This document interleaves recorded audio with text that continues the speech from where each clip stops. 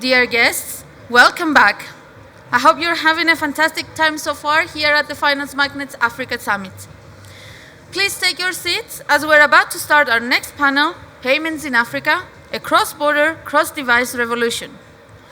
Joining us on stage is Hwalani Mabaso, Country Director of Women in Tech South Africa and Provincial General Manager at Absa Bank, who will introduce her panel. Hwalani, the floor is yours.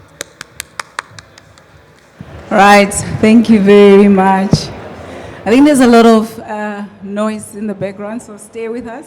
Can we just have another round of applause? That sounded a bit faint. So thank you so much, Despina. It's lovely to have such a distinguished panel sitting with me today. So we're going to be engaging you on the transformative landscape of payments, really just looking what's happening from an Africa perspective. And we'll also try and answer some of the questions that you might be having as the young people that are here or aspiring entrepreneurs that are here. Whichever person you want to be for this afternoon, you are welcome. So joining me is a distinguished panel, and I would like to introduce them. We are very excited to explore how payment systems are evolving in the continent and the role of innovative minds in shaping this advancement. Let's introduce our panel. So starting with Natalie. Natalie, you can just wave to the panel. Good afternoon, everyone. Then we also have Dylan. He is actually not a thorn, he's the rose for today. Welcome, Dylan. We also have Chipo, who's also joining us. Then we also have Cindy. Welcome, Cindy. And then Nthabiseng, welcome. So let us kick off. Without further ado, let's hear from each of you. Just looking at your perspective in terms of the current state and the current payment system in Africa and the vision for the future. So Natalie, I would like to start with you. Thanks so much for the question. Can everyone hear me clearly? Yes. This question is so broad. I was trying to think, where do I start? And I'm going to start with where my heart is. I can see many of you are here to make money fast. I'm going to be talking about making money slowly by doing the right thing.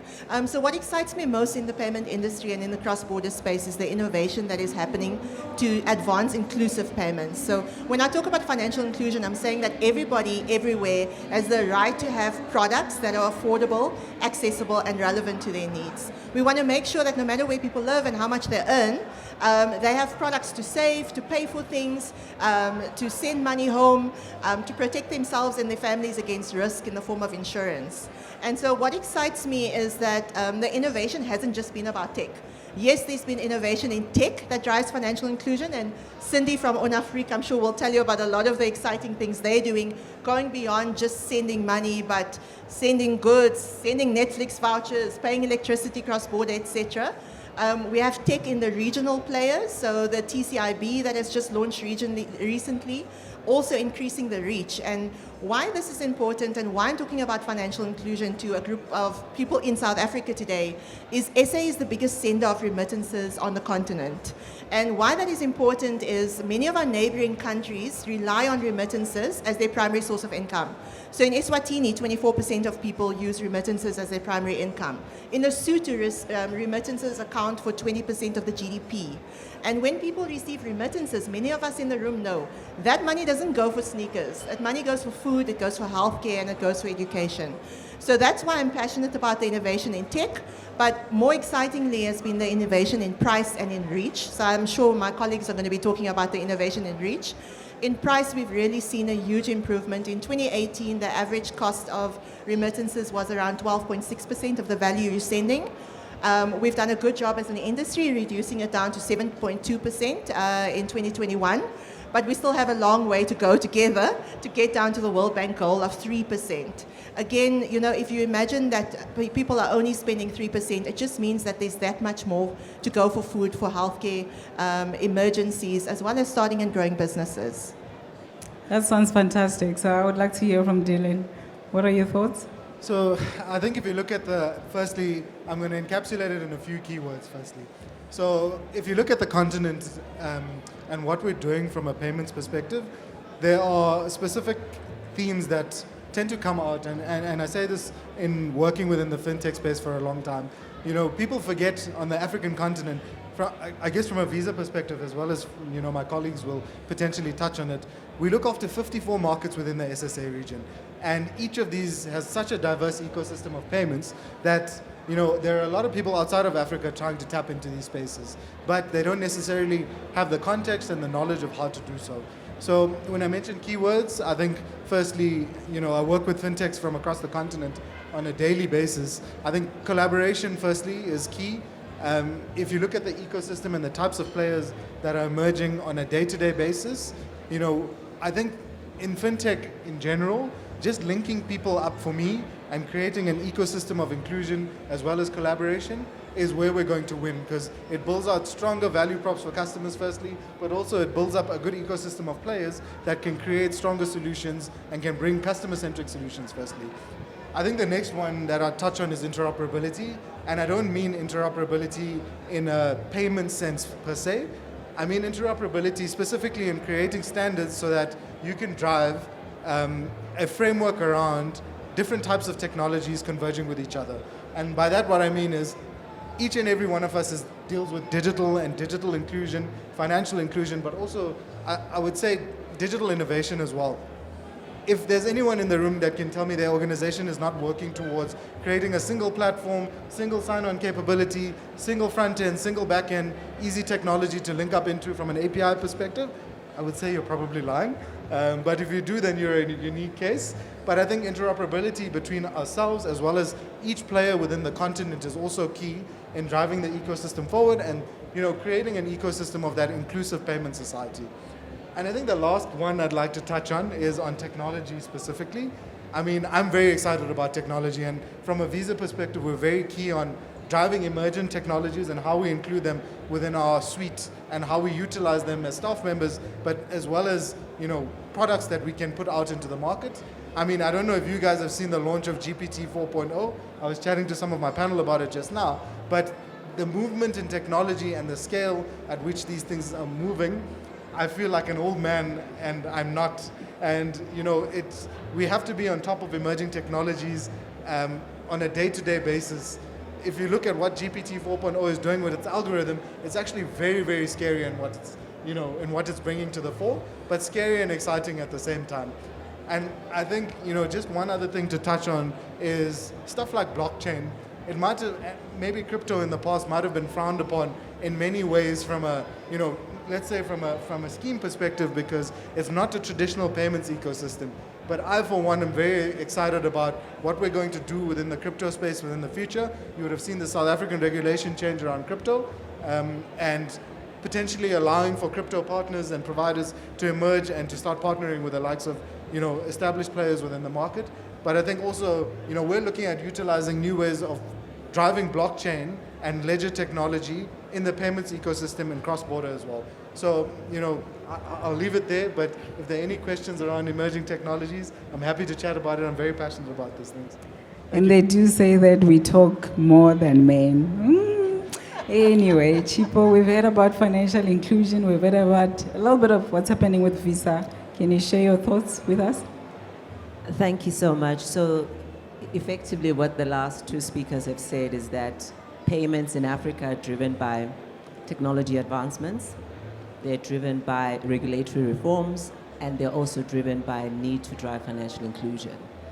And for me, I just want to pause on the point around regulatory reforms, because we are seeing a heightened sensitivity by governments to drive regulation in support of innovation, in support of driving increased digital adoption, in support and creating environments effectively where traditional and non-traditional players can partner effectively to be able to deliver services and solutions to customers.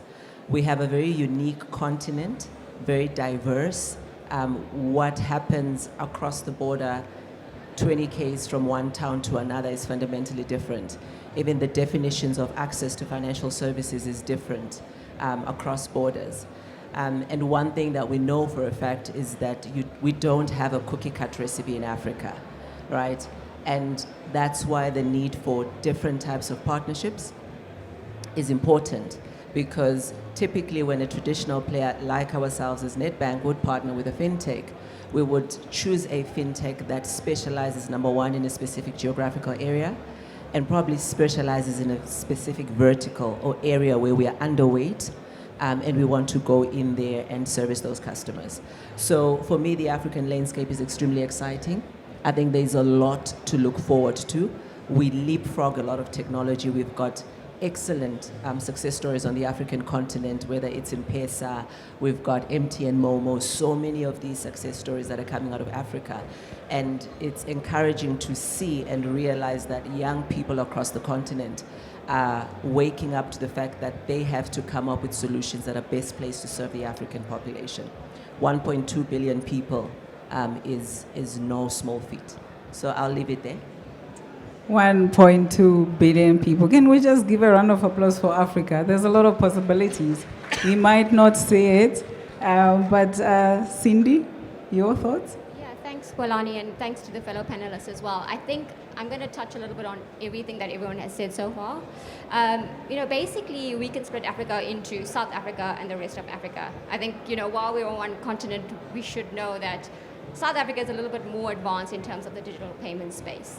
And that's also partly because, we have quite a large bank population, and that, that stems from 54% in 2011 of adults over 15 having bank accounts to massive 84% in 2021. So we're making advancements a lot quicker.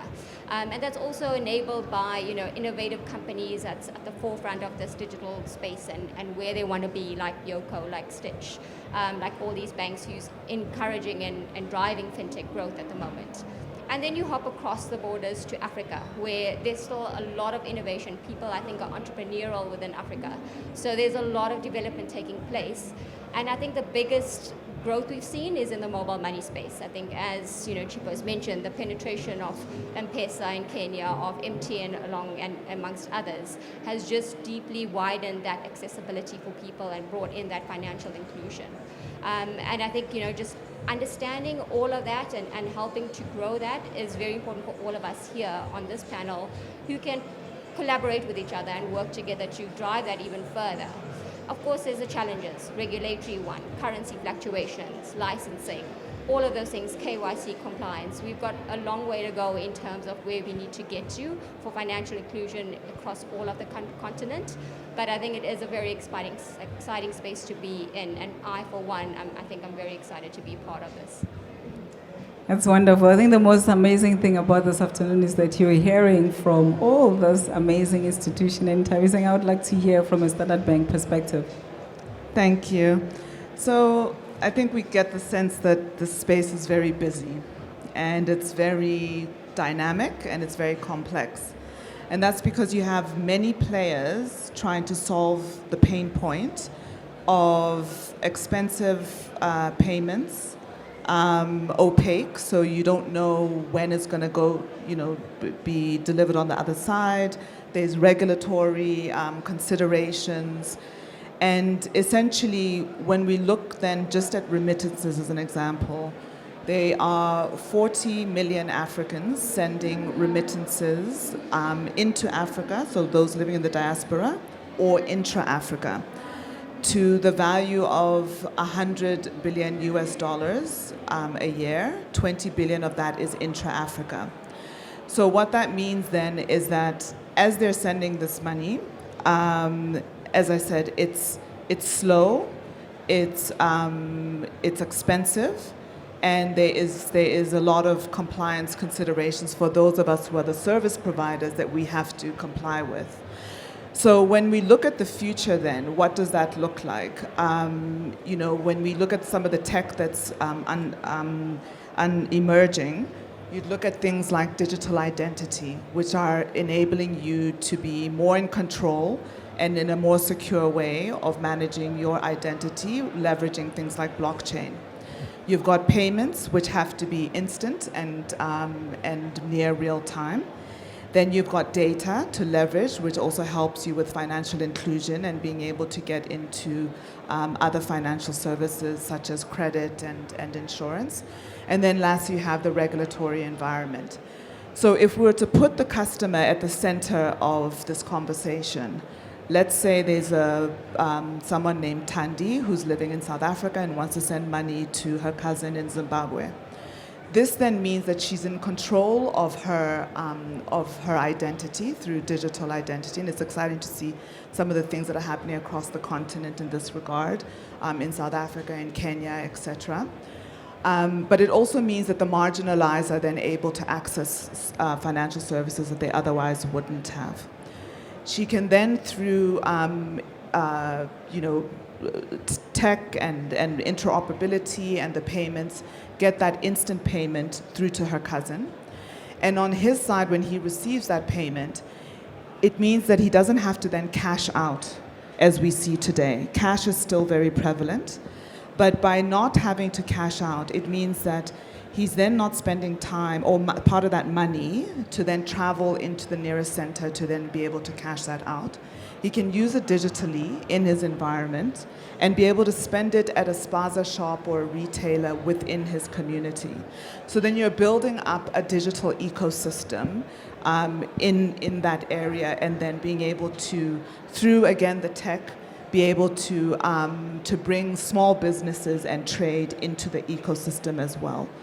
So that's just a scenario of how we're viewing payments end-to-end from a retail through to small business using cross-border payments. And really, in summary, it's just to remind everyone that payments is not the thing.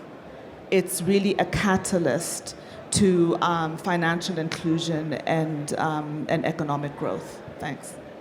Sure. So payments is a catalyst, and I think with the conversation on ESG at the moment, there's a huge focus on financial inclusion. So you're quite correct, and I think it's quite evident that Africa has experienced a significant shift in payments methods. You know, from mobile money to blockchain technology, I think we are really witnessing a diverse range of solutions that are emerging. And Dylan, back to you. Maybe just share your thoughts on how Visa is contributing to this revolution and enabling fintech and the cross-device revolution. Sure. I think I mentioned the word interoperability. It comes through quite clearly in the narrative from a Visa perspective. But I think a lot of people ask me, you know, why are you in financial services and why are you in payments? For me, financial services and payments is probably the most emerging tech space within any sector you can find. And I mean, I think from a Visa perspective, we've been very key on emerging technologies. I mean, I mentioned stuff like blockchain. I mentioned stuff, and you just mentioned it now as well, Ntabi, around, you know, using digital identity, you know, stuff like that. And I'm very, you know, you mentioned digital identity and you got my brain sparked. From an Ethiopia perspective, we've actually, you know, seen heavy move from the government to drive out stuff like digital identity. So you're able to KYC and do an eKYC on a customer to drive the ecosystem of payments. But I guess back to the question, I digress. From a Visa perspective, we're very heavy on, again, driving technology. And Visa is not a card company, and none of the schemes are actually a card company. We're actually a technology company. From a technology perspective, again, I mentioned the word interoperability. If you look at what we're doing in the interoperability space, it's basically creating a seamless experience for you. Again, I mentioned this already, from a front end as well as a back end point of view, where you can utilize technologies like contactless, tokenization, you know, full end-to-end UX growth, where you drive a streamlined experience with stuff like single sign-on. And every organization is aiming to do this right now. We've also got a set of probably 800 to 1,000 different open APIs that can be utilized by customers. But I think, again, it comes back to what I mentioned earlier around collaboration. From a Visa point of view, we're very key on collaborating with Fintech. We offer multiple products and services in order to grow these Fintechs, either from a growth stage to, you know, guys that are already established businesses, as well as to what we call strategic partnerships. So we've got a few different levels to our continuum. We call it our Visa Fintech Accelerator, which is to bring in new partners into the ecosystem. We've got what we call our pass-through program, which is to drive growth of, you know, newer players, either in the issuance or the acquiring space. But likewise, we've got what we call strategic partnerships. And what we aim to do with strategic partnerships is to drive funding within these businesses so that we can help you grow together. But likewise to drive the expertise of, we know what it is to grow a payments business, and that's what we aim to achieve by partnering with you. That's absolutely fantastic. So earlier on, when I was doing some walk about here in the exhibition, I actually met a young lady. She mentioned that she's interested, she's looking for funding. So she must run to you after this so that you can teach her and talk about what kind of partnership you've got at Visa. And then that brings me to Natalie. We've seen amazing work happening from an MTN perspective. So how are you contributing to the revolution, particularly focusing on the cross-border payments? Thanks so much for the question. I think each of us has mentioned partnerships in the last few minutes. And just looking on the stage, every single company presented is a partner of MTN Mobile Money. And that just demonstrates that this is not just something we're talking about. We really can't do it on our own. So in terms of MTN, what we're doing about financial inclusion is, someone mentioned M-Pesa earlier on. Now, most of you would know M-Pesa, people would send money home from Nairobi into the rural areas and maybe buy airtime. But mobile money's come a long way since then. MTN Mobile Money has come a long way since then. So they're very exciting transactions, everything from paying World Food Program grants to people, paying healthcare workers during health crises, paying elderly grants in Eswatini, for instance. We pay the social grants and elderly grants to recipients there. People receive their salaries on Momo. They can buy goods. I have a story about Tembi from Tembisa, but I think she's related to Tandi. But basically, a Tembi from Tembisa who's 30 years old, unemployed but hustling for herself, gets up at 4 o'clock in the morning, travels every morning to the Fresh Mark in Swane to buy fruit and vegetables. She started off with a small box. She's worked her way up to a pallet. And by the time she leaves there at 7 o'clock, she's famished, so she buys 2 boiled eggs from the guy with a bucket, and she pays using Momo. Travels back to Tembisa, where she sells the fruit and vegetables to her community. They pay her in a MTN Mobile Money wallet. They either use USSD, star 120 hash, etc., or they're going to scan a QR code. She now travels home and walks a bit slower because she doesn't have to worry about the money she's keeping in her bra. When she gets home, buys a loaf of bread at the spaza next door, paying with Momo, of course. And later in the evening, every Friday, as per habit, she sends money to her mom. All right, so she sends remittances with Momo as well. In the scenario, her brother calls her and says, Mom's actually very sick.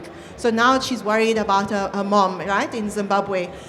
So she takes out a quick loan on Momo and then buys a bus ticket to Harare. All these things are available right now in South Africa. We're not talking Kenya.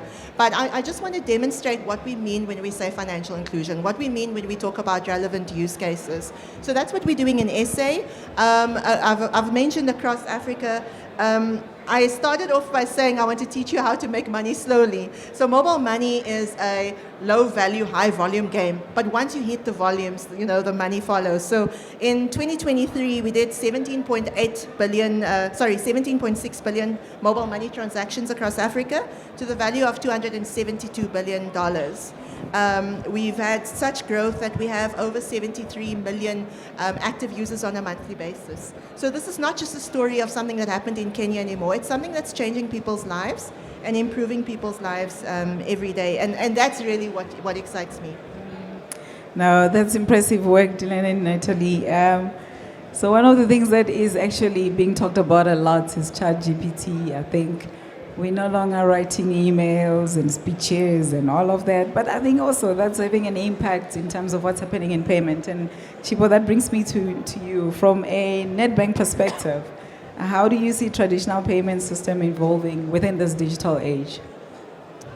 Awesome. Thanks for that question. So there's a couple of points. I'm going to speak to probably 4 of them in terms of how Nedbank is navigating digital payments.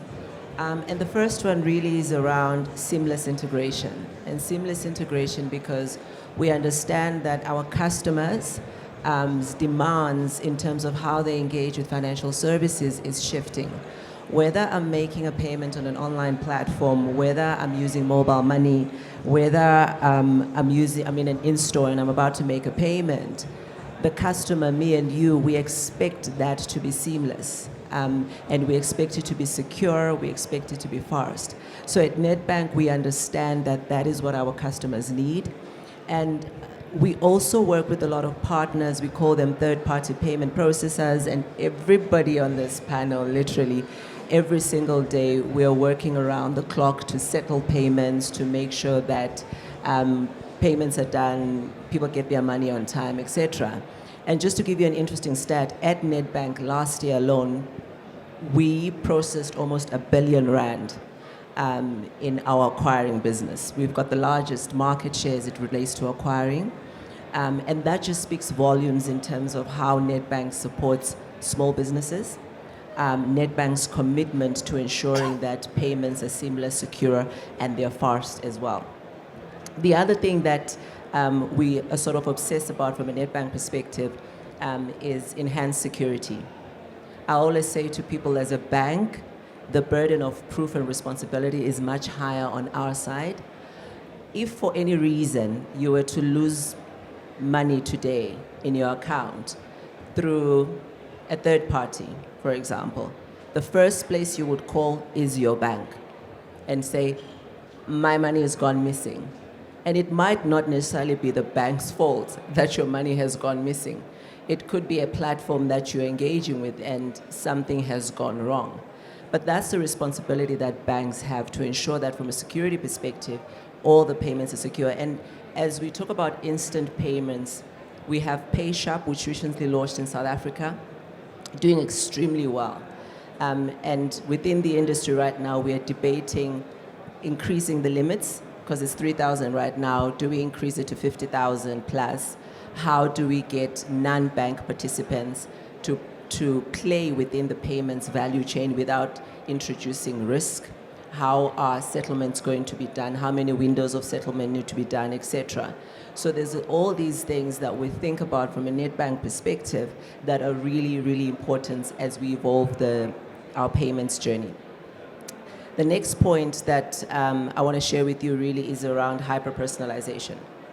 So there's a lot of technologies. You spoke about AI, there's MarTech, there's all these things, and we're in the coal face of these technologies. And I guess the question for a lot of bankers in my position is, which technologies do you use to be able to deliver the experience that customers expect? And hyper-personalization is one of them. You want to engage with a financial services player at the point of need in a language that you understand within the right frequency, etc. And that's hyper-personalization. So we obsess about how we can deliver that through sort of unique customer experiences, through the technologies that we have, and everything else that's in our arsenal kit to be able to service our customers and really delight them at every point of interaction. And the other one is, and I'll keep going back to this, is really around collaboration, because through collaboration we drive innovation. And we're able to come up with new, nifty, like really amazing stuff in the market, but we don't forget our responsibility as a bank. So effectively that's how we think about it. You might have seen Nedbank, the Avo, we've got an e-commerce site called Avo. We've got an API marketplace where we engage with third parties. We've launched Tap on Phone in the market, Money Message, Gap Access. Nedbank was the first bank to launch a physical point of sale machine. So we've got so many firsts as a Nedbank in this market. And for me, it's really an indication of our commitment to the South African economy. It's our commitment to servicing customers. It's our commitment to driving digital payments in South Africa and broadly through EcoBank, through our rest of Africa region. So I'll leave it at that. Thank you so much. It's such a commendable approach. And Nthabiseng, you're sitting right next to me. Could you tell the audience a little bit more about what Standard Bank's role is in shaping payments framework, also similarly in the digital age? Thank you. So when I think about this, there are two things that come to mind, that ultimately what we have at the forefront when we're thinking about frameworks and what we bring to the market are two things. One is trust, and the other one is experience.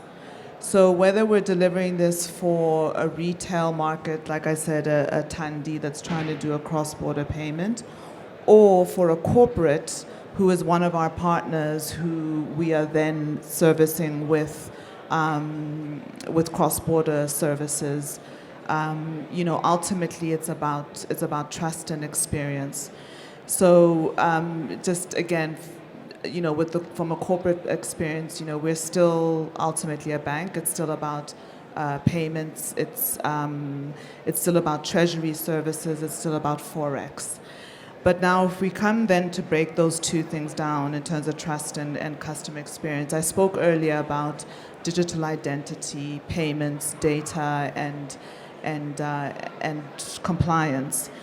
But now when we look from a trust perspective, obviously we want, yes, as a licensed entity, but even for our customers, you want to know that when I bring my money to you, when I'm doing it cross-border, which obviously has more complexities, in terms of having to comply to FATF and anti-money laundering, et cetera, you want to know that the rails in which we are getting using the reporting that we are doing is trustworthy. I also mentioned with digital identity how we're leveraging blockchain, which again is brings in that element of trust. Then, the other important thing then is obviously the experience. So a lot of times, as I said, because payments is not the thing, there's a reason why you want to get that money across. On a personal level, it's to get money to your family, it's to pay school fees, or in an emergency, maybe it's a hospital bill, etc. But you want to know that the money is going to get across. But there's also the thing when we talk about cross-device, is just being able to get that into any store of value. So you might have a bank account, but does the person on the other side have a bank account? Maybe not. Maybe they've got a wallet, a mobile wallet, or maybe they have to go and cash it out. But how do we use the tech to bring that convenience to the person on the other side at the lowest cost possible? So that's just one of the examples then in doing that. And again, I spoke about the creating that digital ecosystem with the SMEs. But linked to that as well, like I said, deepening financial inclusion and using that as a way to do that. So ultimately, the way we think about frameworks, at the heart of it is trust and the customer experience. Thanks. Yeah, I suppose that speaks to the careful balance between innovation and security, which is quite critical for trust among our users as well as regulation. But Cindy, as Onafriq, how are you shaping cowrie shell? Everybody here probably is wondering, what is cowrie shell and how is the system for the digital age? Thanks, Hwalani, for the question. For those who don't know, cowrie shell systems, basically in days gone by, was used as a means of payment across Africa. So it was a very accepted means of payment. It was a very unique shell that people associate with wealth and power as well, but they had a value attached to it, and so they could do exchange of goods and services with payment of these cowrie shells. So fast forward to the digital age, and what we at Onafriq is doing is enabling these transactions to happen in real time, but transcending space and in-person meeting. You're doing it, over a digital space where you don't need to go and meet someone and shake hands and do it. Like, transactions can flow seamlessly through a system that's, more detailed behind the scenes versus having to go and trek across miles and miles to meet someone to do an exchange. So, of course, at Onafriq, Natalie spoke a lot about what Momo does and what it enables, and behind that, we are the fintech that provides that. So there's got to be some kind of rails behind it, and I'm not going to go into the detail of the tech one because I don't know all the tech jargon, but two, because it's so in-depth that you can't even understand what goes behind building these communication rails from a MTN in South Africa to an MTN in Rwanda. It's amazing, or to a Visa Direct or whatever it may be. So at Onafriq, we're proud to say we have done all that hard work. We've connected to over 500 million wallets across Africa. We enable over 1,300 cross-border corridors, and that's to facilitate any of these partners to enable their customers to do those transactions. So while we might be that B2B, behind that we are enabling them to service their customer. And then also focusing on the customer, I think, as Nthabi said as well, and Chipo, is that customer experience. We've got to be there to be able to report back with any query, so we've got to have a 24/7 customer service center available, basically, to understand those needs. We know those transactions are paying somebody's hospital bills, paying somebody to go and get food the next day or that night, etc. So those real-time, I think, engagements are so important, and I think that's where our focus is to be able to give that customer, that real-time experience that is seamless. But additionally, I think optionality is very key. So while we do that remittance wallet-to-wallet transfers as well, we also broaden out into prepaid cards. That enables banks and mobile network operators to issue prepaid cards to their customers. So it carries low risk, but at the same time, it gives them upside of participating in an e-commerce environment. You can use that card, Visa, Propel Rails, and transact and buy goods online or pay your subscription payments. So for us, I think key is just being very transparent in how we process things, bringing optionality to the customer, and enabling real-time transfers to happen every day. Sure. So we're almost getting to the end of our conversation. It went pretty fast, but I'm quite interested to hear. From an African perspective, what should we watch out for the future? This is one question you can answer, or you can actually indulge our audience here and just really, if they're an entrepreneur, what should they look out for, and what are the opportunities that you're seeing? So let's start with Nthabiseng and proceed to Dylan and end with Cindy. Yeah, thank you. So as we said, it's a dynamic space, exciting space, a lot of innovation, but ultimately keeping in mind what problem are you solving. So whichever niche that you're looking at, again, whether it's remittances, whether it's e-commerce, what problem are you solving, keeping that top of mind. I think with some of the initiatives that are coming out cross-border, regionally, you've got PAPS, for example, that's coming out, and regulators are buying into that. In the SADC region, you've got TSIB that's coming out. So what's also exciting is that we're seeing that the regulators are also part of and leading some of these conversations and really open to that collaboration. I'd say as well, just sitting in South Africa, when we talk about cross-border, for those who are interested in the audience, look across the continent, look at what's happening. Kenya's an exciting space, Ghana, Nigeria, a lot of things that are happening in collaboration from a truly cross-border space. But ultimately, think about the impact. It's about economic growth and as well as financial inclusion. Thanks. Fantastic. Dylan? It's a very, very tough question to answer, to be honest. But I think, like I mentioned, if you look at the ecosystems within Africa and each and every country, they've matured very differently. You mentioned Kenya, you mentioned Ethiopia as well. Those payment ecosystems are nothing like the South African ecosystem. And I think there's probably a few things to look into. One is the emergence of new tech, hopefully and definitely bringing down the price of driving stuff like cross-border payments specifically. But I would say the collaboration efforts cross-continent are going to be key in driving down the ecosystem specifically, but also driving down the price and the unit economics of these payments as well. So very excited about the tech space, very excited about the collaboration between different markets as well, but also in mixing those cultures and businesses as well. I've dealt with partners that are sitting in Nigeria, partnering with people in Ethiopia, very different cultures, very different types of businesses, but the need of the business they might have sold in one country is actually suiting the need in another as well. So there's going to be that sort of cross-convergence, I would say, in the future. Sounds great. So collaboration is key. Natalie, over to you. Thanks so much for the question. I think the first thing that came to mind is that World Economic Forum says the biggest catalyst for Africa's growth is access to MSME credit. I forget how many trillions of dollars, but many trillions of dollars are short. So there's a huge gap in terms of MSME credit. We need to be mindful of the fact that while we often serving corporates, and meeting with businesses or talking B2B, 85% of Africa is in informal economy. 70% of Africa are farmers. So if you're a young entrepreneur, you're wanting to get into the fintech space, those are the areas I would encourage you to look at.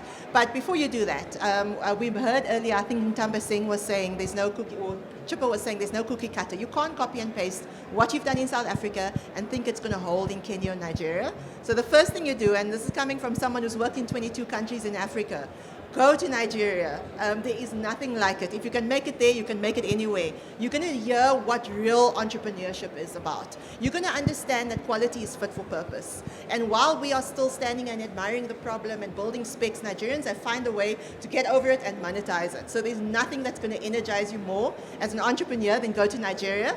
And my second stop would be Kenya. Why? Because if you give a Kenyan a little bit of credit, they're going to buy a cow and sell the milk. I have not met a Kenyan that didn't use their first salary somehow towards buying land. And none of them do it through the banks, actually. They do it through savings and credit cooperatives in Kenya. So it's really to understand the customer. Make sure that what you're designing is not tech for the sake of tech.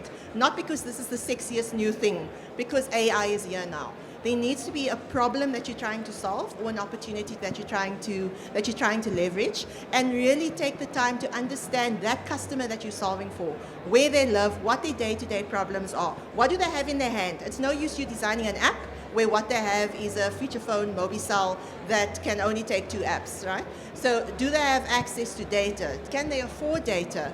And really the lesson is then to create fit-for-purpose products for the customers that do not what we want to do, not the sexy stuff or the cool stuff that we want to create, but that actually solves their problems. And I'm confident that if we keep on doing that and making sure that we provide affordable, accessible, and relevant products, and we do it with a reasonable margin, I'm convinced it will grow virally if you're solving a real need, and then the money will come over time. So my last words is still make money slowly, considering others and thinking of the whole ecosystem. We all have family that live in rest of Africa, friends that live in Africa, rest of Africa, family that live in Ikasi. When you design solutions, think of those friends and family as well, and make sure that when we go up together. Thank you. So Chipo and Cindy, you've got like 30 seconds. So I was about to say, out of respect for the conference organizers, we're literally at time up. Yes, so just 30 seconds and then we can wrap up. I can't promise 30 seconds, but so I heard an interesting stat that only 1% of the payments in Africa have been digitized. So what that says to me is that there's a lot of work, but there's also a significant amount of opportunity.